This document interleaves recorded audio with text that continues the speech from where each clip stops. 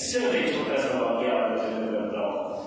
بہتر میں مسجد ہے، مدرسہ ہے، ماشاء اللہ جس کی شاخ ہے وہی کام ہے. ایک ساتھی آئے اور اس سے مسئلہ معلوم کیا. وہ مسئلہ کیا تھا؟ آج ہم نے ساری زندگی اس کے والد نے ہر ذریعہ اپنا کے مال جمع کیا ہوگا، میرے اولاد کے کام آئے گا، میرے کام آئے گا، اللہ کو ناراض کیا ہوگا، اللہ کے رسول کو ناراض کیا ہوگا، کسی انسان کو اس مال کی جمع کرنے کی تکلیف پہنچائی ہوگی.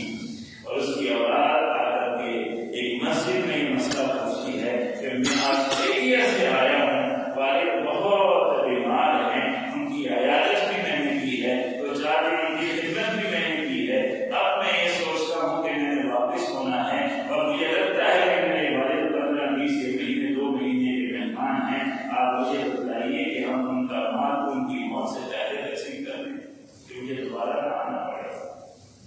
بیمار والد کی اولاد کو پھر فکر نہیں رہتی، اس کی خدمت کی فکر نہیں رہتی، اس کے جمع کیے ہوئے مال کی انسان کو فکر رہتی ہے. یہ اولاد کس طرح ہے؟ یہ تباہی اس انسان بیمار والد کی زندگی میں کیا چیز لائی ہے؟ اللہ کو وہ یہ عیب لایا ہے کہ جب اس نے ہر ذریعہ اپنا کر کے اللہ سے غافل ہو کر کے اس مال کو جمع کیا.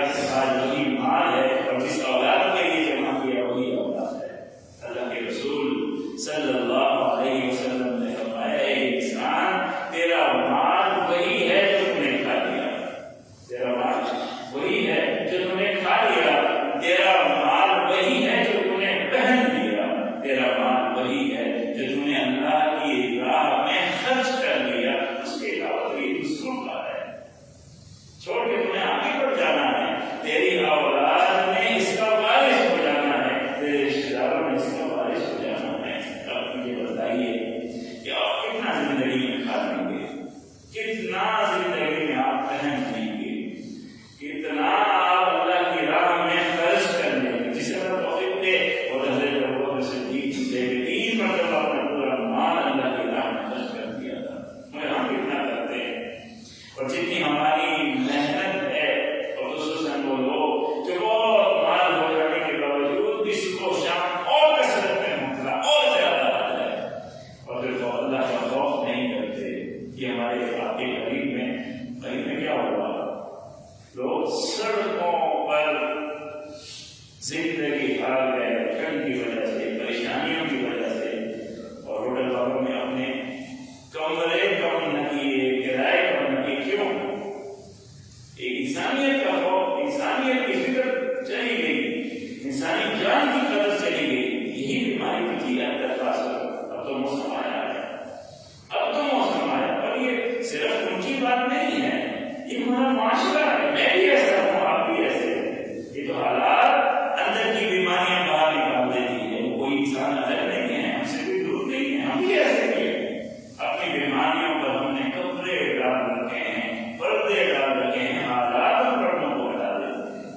کہ آپ کو انسانیت کی ایک جان، بچوں کی جان کی بھی فکر نہیں رہی، بچوں کی جان کی بھی فکر نہیں رہی. یہ اگر ہم اس مرض میں مبتلا رہیں گے، ہم نے فکر نہیں کریں گے. میں آپ کو شروع میں عرض کیا، نوکری کرنا کوئی برائی نہیں ہے، عبادت ہے. رزق کے حلال کوئی برائی نہیں ہے، تجارت کوئی برائی نہیں ہے.